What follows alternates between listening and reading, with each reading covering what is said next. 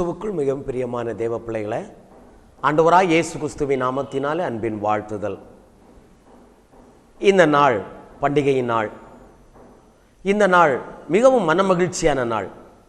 சந்தோஷத்தோடு, புத்தாடைகளோடு, பலவிதமான விருந்துகளோடு கிறிஸ்து பிறப்பை கொண்டாடி கொண்டிருக்கிற இந்த நாள், என் ஆண்டவராய் இயேசுவின் நாமத்தினாலே உங்களுக்கு வாழ்த்துதலும் ஆசீர்வாதங்களையும் கூறிக்கொள்ள நாங்கள் கடமைப்பட்டிருக்கிறோம். பிரியமானவர்களே, இந்த நாளில் கிறிஸ்து பிறப்பு நாளை கொண்டாடுகிற உங்கள் எல்லாருக்கும் என் ஆண்டவராக இயேசு கிறிஸ்துவனுடைய பிறப்பின் சரித்திரத்தையும் அதனுடைய ரகசியத்தையும் சில வேத வசனங்கள் மூலமாய் உங்களோடு கூட பேச ஆசைப்படுகிறேன். வேதம் சொல்லுகிறது,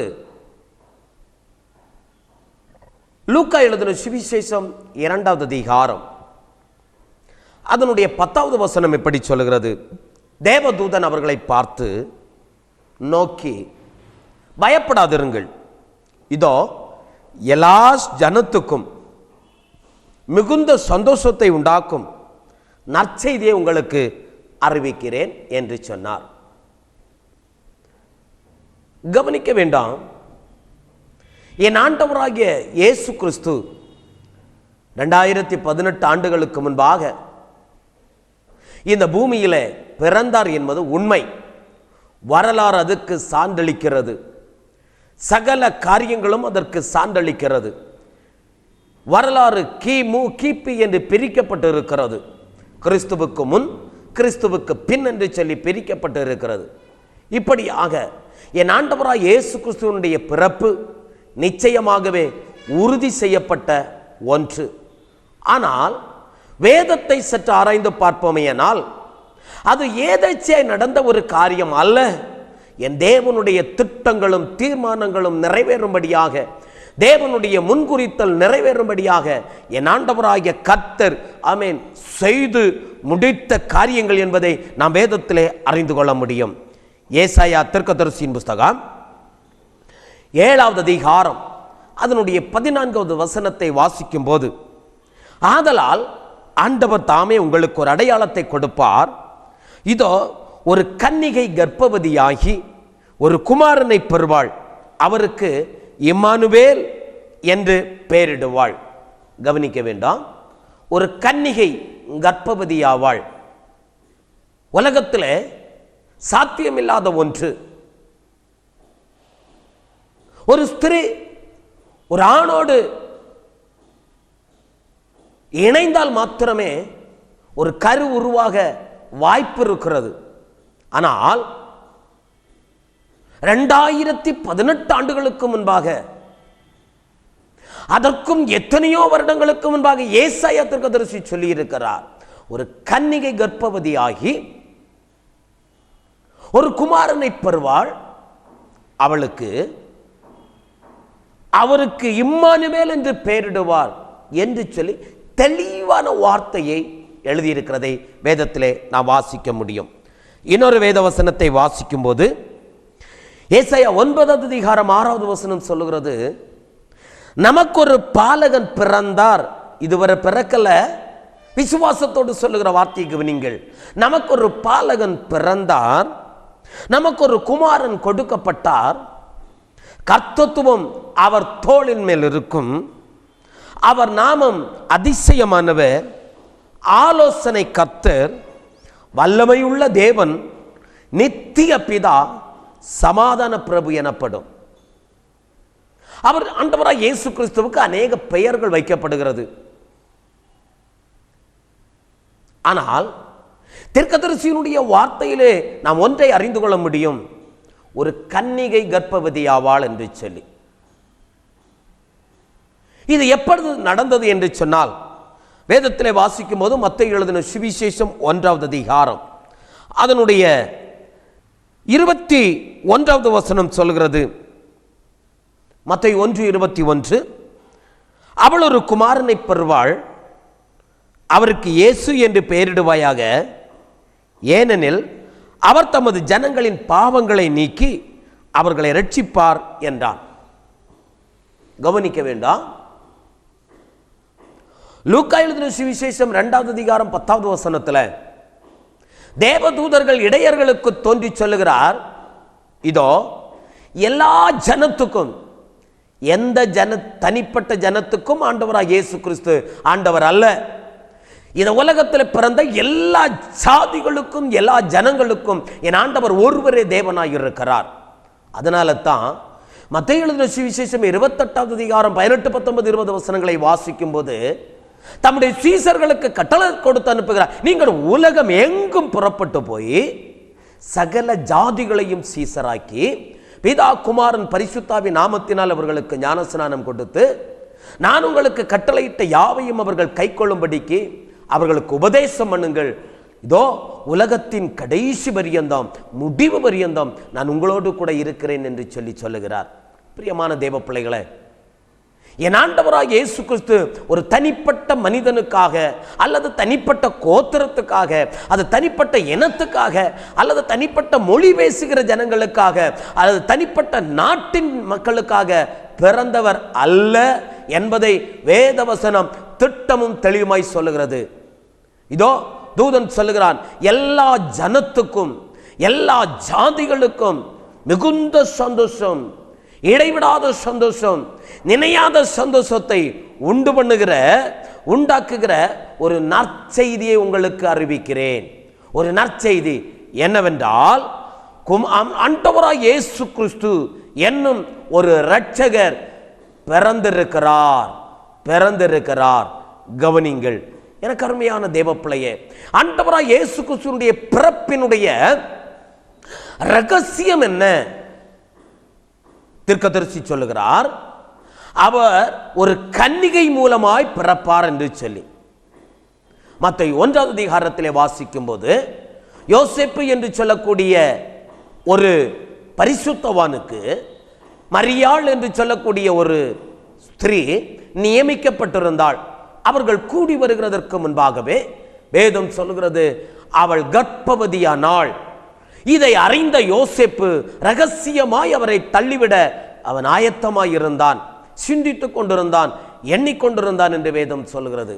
அப்படி இருக்கும் பொழுது நடந்தது என்ன? தேவதூதன் அவருக்கு சொப்பனத்திலே தோன்றி அவர் சொல்லுகிறார், 20வது வசனம், அவன் இப்படி சிந்தித்துக் கொண்டிருக்கையில் கர்த்தருடைய தூதன் சொப்பனத்தில் அவனுக்கு காணப்பட்டு, தாவீதின் குமாரனாகிய யோசேப்பே, உன் மனைவியாகிய மரியாளை சேர்த்துக்கொள்ள ஐயப்படாதே, அவளிடத்தில் உற்பத்தி ஆகியிருக்கிறது பரிசுத்த ஆவியினால் உண்டானது என்று சொல்லுகிறார். பிரியமானவர்களே, அதற்கு பின்புதான் சொல்லுகிறார், அவள் ஒரு குமாரனை பெறுவாள். அவள் ஒரு குமாரத்தி அல்ல, ஒரு குமாரனை பெறுவாள். அவருக்கு நீ இயேசு என்று பெயரிடுவாயாக, ஏனெனில் அவர் தமது ஜனங்களின் பாவங்களை நீக்கி அவர்களை ரட்சிப்பார். கவனிக்க வேண்டும், என் ஆண்டவராய் இயேசு கிறிஸ்து இந்த பூமியில பிறக்க காரணம் என்ன? இன்றைக்கு பண்டிகையின் நாட்கள், சந்தோஷம், மிகுந்த சந்தோஷம், பயங்கரமான ஆராதனைகள், பயங்கரமான பட்டாசுகள், பயங்கரமான தின்பண்டங்கள், பயங்கரமான வஸ்திரங்கள், பயங்கரமான சந்தோஷம், மனமகிழ்ச்சி. ஏனென்றால் இயேசு பிறந்திருக்கிறார். நிச்சயமாக இயேசு பிறந்தது எல்லாருக்கும் ஒரு சந்தோஷம். எல்லாருக்கும், சகல ஜனத்துக்கும், உலகத்தின் சகல ஜனத்துக்கும் அது ஒரு சந்தோஷமான நாள். பிரியமான தேவ பிள்ளையே, ஆமேன். இந்த நாளில் கிறிஸ்து பிறப்பை நாம் கொண்டாடி கொண்டிருக்கிறோம். பாருங்கள், தேசத்திலே பார்க்கும்போது பல லட்சங்களை செலவு செய்து குடில்களை கட்டி கிறிஸ்துவனுடைய பிறப்பை கொண்டாடி கொண்டிருக்கிறார்கள். சந்தோஷம். ஆனால் இயேசு கிறிஸ்து இன்றைக்கு பாலகனா இல்லை என்பதை தேவ பிள்ளைகள் அறிந்து கொள்ள வேண்டும். அவர் உலகத்திலே பிறந்தது உண்மை. அவர் உலகத்திலே பிறந்து உலகத்திலே 33.5 ஆண்டு காலங்கள் வாழ்ந்து 3.5 ஆண்டு காலங்கள் பிதாவினுடைய சித்தத்தின்படி ஊழியத்தை செய்து அவர் மரித்து அடக்கம் பண்ணப்பட்டு உயிரோடு எழும்பி பிதாவினுடைய வலது வாரிசத்திலே வீற்றிருக்கிறார் என்பதை சத்திய வேதம் வெளிப்படுத்துகிறது. இப்பொழுது அவர் ஒரு குமாரன் அல்ல, அவர் அன்றைக்கு ஆண்டவராக இயேசு கிறிஸ்து கன்னிகையின் வயிற்றிலே அவர் பிறந்து இந்த பூமியிலே வந்தார். அது ஜனங்களுக்கு சந்தோஷத்தின் நாள். அந்த நாள் சந்தோஷத்தின் நாள். இன்னும் நீங்கள் வரலாறுகளை சற்று திரும்பி பார்ப்பீர்களேனால் இந்த நாள் கிறிஸ்து பிறப்பின் பண்டிகையின் நாள் அல்ல என்பதை அறிந்து கொள்ள முடியும். அந்த வாதத்துக்கு நான் இப்பொழுது வரவில்லை. ஆனாலும் ஒன்று, கிறிஸ்துவின் பிறப்பை நீங்கள் கொண்டாடி கொண்டிருக்கிறீர்கள், மிகுந்த சந்தோஷம். ஒன்றை கவனியுங்கள், இயேசு கிறிஸ்து பிறந்தது நாம் மனமகிழ்ச்சியாய் இருப்பதற்காக அல்ல, நாம் சந்தோஷப்படுவதற்காக அல்ல. நாம் பலவிதமான தின்பண்டங்களை செய்து, பலவிதமான ஆகாரங்களை புசித்து, பலவிதமான காரியங்களை செய்து, பலவிதமான சந்தோஷங்களை அனுபவித்து, பலவிதமான பாவங்களை செய்கிற துவக்க நாளாய் முடிகிறதற்காக அல்ல இயேசு கிறிஸ்துவினுடைய பிறப்பு என்பதை தேவ பிள்ளைகள் அறிந்து கொள்ள வேண்டும். பிரியமான தேவ பிள்ளைகளே, ஆண்டவராக இயேசு கிறிஸ்து எதற்காக இந்த பூமியிலே பிறந்தார்? தேவதூதன் யோசேப்புக்கு சொல்லும் பொழுது ஒரு வார்த்தையை சொல்லுகிறார், தெளிவாய் சொல்லுகிறார். அவர் ஒரு கன்னிகை அவள் மரியாள் ஒரு பிள்ளையை பெற்றெடுப்பாள், ஒரு குமாரனை பெற்றெடுப்பாள், இயேசு என்று பெயரிடு. அவர் சகல ஜனங்களுடைய பாவங்களையும் நீக்கி அவர்களை ரட்சிப்பார். கவனிக்க வேண்டாம் எனக்கு பிரியமான தேவ பிள்ளைகளே, ஆண்டவராக இயேசு கிறிஸ்து இந்த பூமியிலே பிறந்த சந்தோஷம் என்ன? உன்னுடைய என்னுடைய பாவங்களை மன்னிக்கிறார் என்பதுதான் சந்தோஷம். அந்த பாவங்களை இயேசு கிறிஸ்து மன்னிக்கிறதுனால தான் நம்முடைய வாழ்க்கையில இயேசு கிறிஸ்து பிறந்திருக்கிறார் என்ற சந்தோஷம் உருவாகி இருக்கிறது. ஒன்றை கவனிங்கள், வேதத்திலே நாம் வாசிக்கும் போது தெளிவாய் அறிந்து கொள்ளுகிற ஒரு காரியம், இயேசு கிறிஸ்து எங்கேயுமே தன்னுடைய பிறப்பின் நாளை கொண்டாடும்படியாய் அவர் சொல்லவே இல்லை. தன் சிலுவை சுமந்து கொடூரமான அந்த சிலுவையை எருசலேம் வீதிகளிலே சுமந்து கொண்டு போகும் பொழுது அவ்வளவு பாடு நிறைந்த, உபத்திரவம் நிறைந்த அந்த கல்வாரியின் பாதையை அவர் கடந்து போகும் பொழுது எருசலேமினுடைய குமாரத்திகள் எல்லாம் அழுகிறார்கள் இயேசுவை பார்த்து. ஐயோ, இந்த குமாரனுக்கா இவ்வளவு பாடு, இந்த இயேசுவுக்கா இவ்வளவு பாடு என்று அழுகிறார்கள். இயேசு என்ன சொன்னார்? எருசலேம் குமாரத்திகளே, நீங்கள் எனக்காக அழாதிருங்கள், எனக்காக நீங்கள் அழ வேண்டாம், உங்களுக்காகவும் உங்கள் பிள்ளைகளுக்காகவும் அழுங்கள்.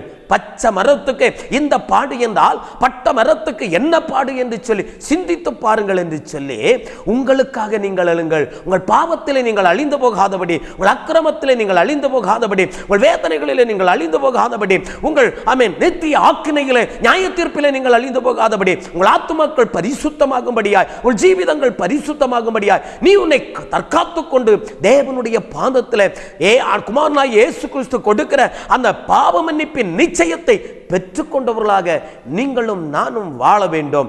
அதுதான் கிறிஸ்து பிறப்பின் பண்டிகையினுடைய ஆசீர்வாதம். அதுதான் ஒரு நற்செய்தி என்பதை தேவ பிள்ளைகள் அறிந்து கொள்ள வேண்டும். கவனிங்கள், வேதத்தை வாசிக்கும் போது தெளிவாய் நாம் அறிந்து கொள்கிற ஒரு வார்த்தை, குமாரனாகிய இயேசு கிறிஸ்து இந்த பூமியிலே பிறந்தது சந்தோஷம்தான். ஆனால் ஒரு கூட்டத்துக்கு சந்தோஷம் இருந்தாலும் ஒரு கூட்டத்துக்கு துக்கமும் வேதனையும் இருந்தது என்பதையும் வேதத்திலே நாம் சுட்டிக்காட்ட முடியும். ஆனாலும் எனக்கு பிரியமான தேவ பிள்ளையே, இயேசு கிறிஸ்துவினுடைய பிறப்பு என்பது அது சாதாரண பிறப்பு அல்ல. அவர் ஒரு கன்னிகையின் வயிற்றிலே பரிசுத்த ஆவியினால் கர்ப்பம் தரிக்கப்பட்டு அவர் உருவாக்கப்பட்டு அவர் இந்த பூமியிலே பிறந்தார். வேதத்தை நான் வாசிக்கும் பொழுது மத்தேயு எழுதின சுவிசேஷம் 1வது அதிகாரம் 24, 25 வசனங்களை வாசிக்கும் பொழுது, யோசேப்பு நித்திரை தெளிந்து எழுந்து கர்த்தருடைய தூதன் தனக்கு கட்டளையிட்டபடியே தன் மனைவியை சேர்த்து கொண்டு அவள் தன் முதற் பேரான குமாரனை பெருமளவும் அவளை அறியாதிருந்து அவருக்கு இயேசு என்று பெயரிட்டான் என்று வேதம் சொல்லுகிறது. பிரியமான தேவ பிள்ளையே, அந்த கணவனும் மனைவியும் யோசேப்பும் மரியாளும் இணைவதற்கு முன்பாகவே, அவர்கள் அறிந்து கொள்கிறதற்கு முன்பாகவே, அவர்கள் ஒன்றிணைவதற்கு முன்பாகவே வேதம் சொல்லுகிறது அவள் கர்ப்பவதியானாள். அவளுடைய வயிற்றில் ஒரு கரு உருவாக்கப்பட்டது. அது ஆண்டவராய் இயேசு கிறிஸ்து. அது பரிசுத்த ஆவியினால் நிறைந்திருந்தது, பரிசுத்த ஆவியினால் உருவாக்கப்பட்டிருந்தது. அந்த பரிசுத்த ஆவியினால் நிறைந்தவராகத்தான் இயேசு கிறிஸ்து உற்பத்தியாக்கப்பட்டு இந்த பூமியிலே பிறந்தார். ஆம் பிரியமான தேவ பிள்ளையே, இந்த பூமியிலே அவர் பிறந்தது ஆமேன் ஏதோ ஆமேன் வேதத்தை நீங்கள் சற்று நிதானித்து பார்ப்பீர்களேனால் இன்றைக்கு மாட்டு தொழுவத்திலே பிறந்தார் என்று சொல்லி வேதம் சொல்லுகிறது. ஆனால் ஒரு வசனத்தை நான் திடமாய் உங்களுக்கு சுட்டிக்காட்ட விரும்புகிறேன்.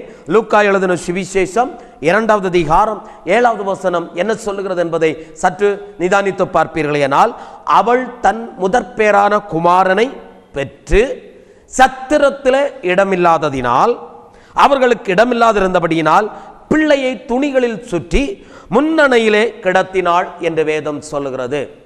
ஆம் பிரியமான தேவ பிள்ளையே, ஆமேன் சத்திரத்தில் இடமில்லாததினால் அவள் தன் முதற்பேரான பிள்ளையை என்ன செய்தாள்?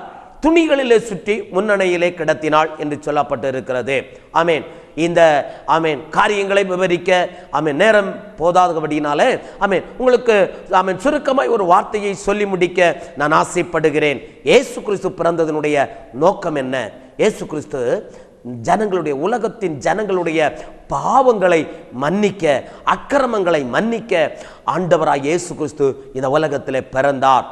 ஆம் தேவனுடைய பிள்ளைகளை, வேதம் சொல்கிறது பாவங்களை மன்னிக்க மனுஷகுமாரனுக்கு அதிகாரம் உண்டு என்பதை நீங்கள் அறிந்து கொள்ள வேண்டாம்.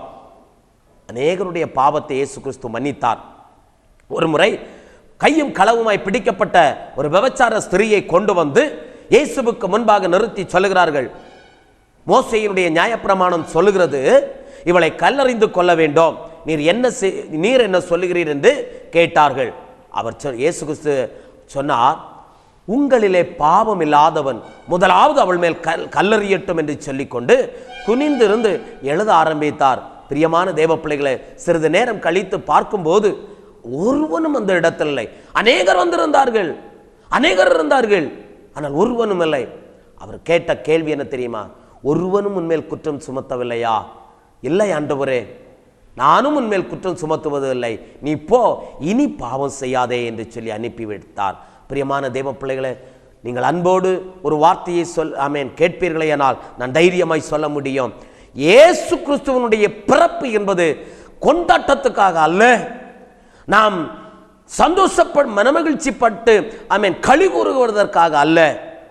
எப்பொழுது இயேசு பிறந்தார் என்று சொன்னால், உன்னுடைய பாவம் எப்பொழுது மன்னிக்கப்பட்டு, எப்பொழுது உன்னுடைய அக்கிரமம் மன்னிக்கப்பட்டு, எப்பொழுது உன்னுடைய அநியாயம் மன்னிக்கப்பட்டு, உன்னுடைய ஜீவிதத்தில் தனிப்பட்ட வாழ்க்கையில இயேசு உன் உள்ளத்துல எப்ப பிறக்கிறாரோ அதுதான் கிறிஸ்து பிறப்பு என்பதை தேவ பிள்ளை அறிந்து கொள்ள வேண்டும்.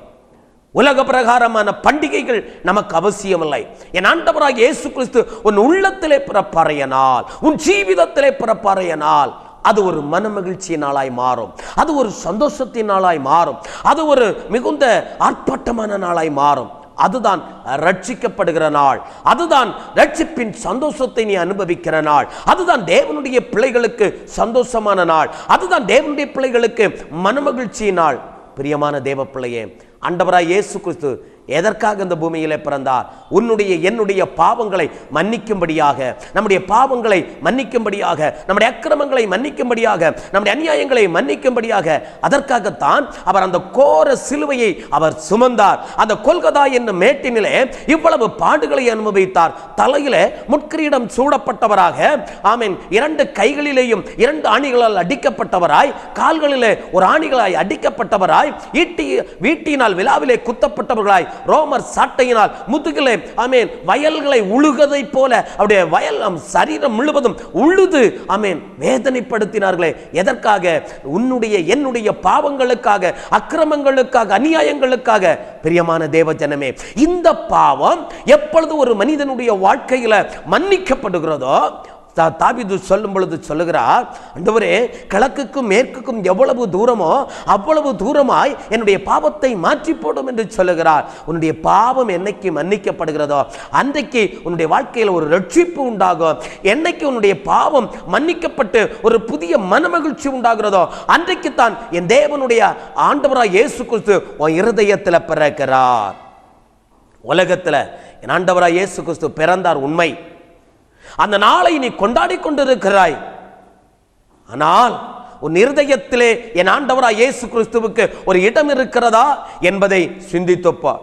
பிரியமான தேவ பிள்ளையே, ஆண்டவராக இயேசு கிறிஸ்து கேட்கிறது வேற எதையும், உன்னுடைய பட்டத்தையோ உன்னுடைய படிப்பையோ உன்னுடைய சுகத்தையோ உன்னுடைய எந்த காரியத்தையும் அவர் கேட்கவில்லை. அவர் கேட்கிறது, உன் மகனே மகளே உன் இருதயத்தை எனக்கு தா, உன் ஜீவிதத்தை எனக்கு தா என்று கேட்கிறார். அந்த ஆண்டவராய் இயேசு கிறிஸ்துவுக்கு நம்முடைய ஜீவிதத்தை நாம் விட்டுக் கொடுக்க, நம்முடைய ஜீவிதத்தை நாம் அர்ப்பணிக்க நாம் ஆயத்தம் என்று சொன்னால், பிரியமானவர்களே, நிச்சயமாய் அதுதான் கிறிஸ்து பிறப்பின் பண்டிகையாய் இருக்கும். இயேசு உங்கள் இருதயங்களிலே பிறப்பார். உங்கள் இருதயங்களில் ஆமென் இருக்கிற பாவம் மன்னிக்கப்பட்டு, அக்கிரமம் மன்னிக்கப்பட்டு, அநியாயம் மன்னிக்கப்பட்டு, ஒரு புதிய வாழ்க்கைக்குள்ளாக, ஒரு புதிய ஜீவிதத்துக்குள்ளாக, ஒரு புதிய ஆமென் கிருபைக்குள்ளாய் நீ கடந்து போகும் பொழுது அதுல இருக்கிற சந்தோஷம் இருக்கிறது பாருங்கள். அந்த சந்தோஷம் தான் கிறிஸ்து பிறப்பின் சந்தோஷமாய் இருக்கிறது. ஆமென். எதையா நற்செய்தி? எது நற்செய்தி? என் ஆண்டவராகிய இயேசு கிறிஸ்து எனக்காக கல்வாரியிலே சிந்தின அந்த இரத்தத்தினாலே நான் மீட்டெடுக்கப்பட்டிருக்கிறேன். அவருடைய இரத்தத்தினாலே நான் கழுவப்பட்டிருக்கிறேன். அவருடைய இரத்தத்தினாலே நான் சுத்தமாக்கப்பட்டிருக்கிறேன். அவருடைய இரத்தத்தினாலே எனக்கு பாவ மன்னிப்பு உண்டாகி இருக்கிறது. அவருடைய இரத்தத்தினாலே நான் மீட்கப்பட்டிருக்கிறேன். இது எனக்கு சந்தோஷம். இந்த உலகம் இந்த சந்தோஷத்தை எனக்கு தருவதில்லை. இந்த நற்செய்தி ஆமென் உலகம் எனக்கு தருவதில்லை. ஆனால் பிரியமான தேவப்பிள்ளையே, ஒரு குறிப்பிட்ட ஜாதிக்கு மாத்திரமல்ல, ஒரு குறிப்பிட்ட ஜனத்துக்கு மாத்திரமல்ல, உலகத்தின் சகல ஜனங்களுக்கும், உலகத்தின் சகல ஜாதிகளுக்கும் தான் என் இயேசு சமாதானத்தை உண்டு பண்ணும்படியாய் புறப்பட்டு வந்தார். ஒரு நற்செய்தியை அறிவித்தார். என்னவென்றால், இதோ என்னிடத்தில் நீ வருவாயானால் உனக்கு பாவ மன்னிப்பின் நிச்சயம் உண்டு. உன் பாவத்தை மன்னிக்க என்னாலே ஆகும், உன் பாவத்தை நீக்க என்னாலே ஆகும். எனக்கு அதிகாரம் கொடுக்கப்பட்டு இருக்கிறது. ஆகையினால் எனக்கு பிரியமான தேவ ஜனமே, என் ஆண்டவராய் இயேசு கிறிஸ்து என்றைக்கு உன்னுடைய பாவத்தை மன்னிக்கிறாரோ அன்று தான் உன்னுடைய வாழ்க்கையில் ஒரு மறுமலர்ச்சியும், ஒரு சந்தோஷமும், ஒரு இரக்கமும், ஒரு தயவும், ஒரு ஆசீர்வாதமும் உண்டாகும். அன்றைக்கு உன்னுடைய வாழ்க்கை கிறிஸ்து பிறந்திருக்கிறார். அந்த நாளை நீ கொண்டாடுவாயானால் நிச்சயமாய் உன்னுடைய வாழ்க்கையில் ஒரு சந்தோஷம் உண்டாகும். ஆமென். இன்றைக்கு அநேகர் ரட்சிக்கப்பட்ட நாளை மறந்து விட்டார்கள். ரட்சிக்கப்பட்ட ஜீவிதத்தின் நாளை மறந்து விட்டார்கள். ஆமென். தேவனுடைய பிள்ளையே, இன்றைக்கு உன்னுடைய வாழ்க்கையில் கிறிஸ்து பிறந்தார் என்ற உலக பிரகாரமான பண்டிகையை கொண்டாடி இருக்கிற நீ, ஆமென், உன் இருதயத்தில் இயேசு இருக்கிறாரா? உன் இருதயத்தில், உன் ஜீவிதத்தில் இயேசு இருக்கிறாரா? உன் குடும்பத்தில் இயேசு இருக்கிறாரா? உன் பிள்ளைகளுடைய வாழ்க்கையில் இயேசு இருக்கிறாரா என்பதை சிந்தித்து பார்த்து, ஒருவேளை இல்லை என்று சொன்னால், இதோ நற்செய்தி உனக்கு அறிவிக்கிறேன். சகல ஜனங்களுடைய பாவங்களையும் ஆமென் சுத்திகரிக்கும்படியாக தான் இயேசு கிறிஸ்து இந்த பூமியிலே பிறந்தார். அவருடைய ரட்சிப்பை பெற்றுக்கொள்ள நீ ஆயத்தம் என்று சொன்னால், இப்பொழுது என்னோடு கூட சேர்ந்து ஆமென் ஜபத்துக்கு நேராக ஜப நிலையிலே நீ ஆயத்தப்படுவாயானால் கர்த்தர் உன்னை ஆமென் ரட்சித்து நன்மையினால் நிரப்பி ஆசீர்வதிக்க அவர் வல்லமையுடையவராய் இருக்கிறார். எங்களை நேசித்து நடத்துகிற எங்கள் பரலோகத்தின் நல்ல பிதாவே, உம்முடைய பிறப்பு சந்தோஷமும் மனமகிழ்ச்சியும் கொண்டாட்டமும் நிறைந்த வாழ்க்கை அல்ல. எங்களுடைய ஜீவிதத்தில் பாவங்களை மன்னித்து, அக்கிரமங்களை மன்னித்து, இதிலிருந்து ஒரு மீட்பை தந்து பரிசுத்த தேவனோடு வாழுகிற ஒரு வாழ்க்கையை தேவனாகிய கர்த்தர் தந்திருக்கிறீர் என்று வேதத்திலே இருந்து நாங்கள் வாசிக்கிறோம் ஐயா. அப்படியாக நீர் இந்த பூமியில சகல ஜனங்களுடைய பாவங்களையும் மன்னித்து அவர்களை ரட்சிக்கும்படியாகத்தான் இந்த பூமியிலே வந்தேன். கர்த்தாவே, இந்த நிகழ்ச்சியை பார்த்து கொண்டிருக்கிற தேவ பிள்ளைகள் ஒருவேளை பாவ மன்னிப்பின் நிச்சயம் இல்லாமல் இருப்பார்களே ஆனால், வேதம் சொல்கிறது, தன் பாவங்களை மறைக்கிறவன் வாழ்வடைய மாட்டான், அவற்றை அறிக்கை செய்து விட்டு விடுகிறவனோ இரக்கம் பெறுவான் என்று சொன்ன வார்த்தையின்படி இந்த பிள்ளைகள் உம்மிடத்திலிருந்து இரக்கத்தை பெற்றுக்கொள்ள தன் பாவங்களை அறிக்கையிட்டு இவர்களுக்கு கர்த்தாவே ஒரு சமாதானம் சந்தோஷம் உண்டாகத்தக்கதாக தேவரீர் இவர்களுக்கு மனமிறங்க வேண்டும் என்று தகப்பனுடைய திருப்பாதத்தில் அர்ப்பணித்து செபிக்கிறேன். இவர்களுக்கு தேவையான சமாதானம் சந்தோஷம் இவர்களை ஆளுகை செய்வதாக இந்த கிறிஸ்து பிறப்பு பண்டிகையை கொண்டாடுகிற பிள்ளைகளுக்கு ஒரு மனமகிழ்ச்சியும் ஒரு நற்செய்தியும் உண்டாக வேண்டும் என்று செபிக்கிறேன். கர்த்தர் ஆசீர்வதிங்க, கிருபைக்குள் மறைத்துக் கொள்ளுங்க. இயேசுவின் நாமத்தில் பிதாவே. பிரியமான தேவ பிள்ளையே, நிச்சயமாக இந்த கிறிஸ்து பிறப்பு பண்டிகை உனக்கு நன்மையும் ஆசீர்வாதங்களையும் மேன்மையான அனுபவங்களையும் பெற்றுக்கொள்கிற ஒரு நாளாய் மாறுவதாக என்று சொல்லி வாழ்த்தி ஆசீர்வதிக்கிறோம். கர்த்தர் உங்களை ஆசீர்வதிப்பாராக. ஆமென். Praise the Lord.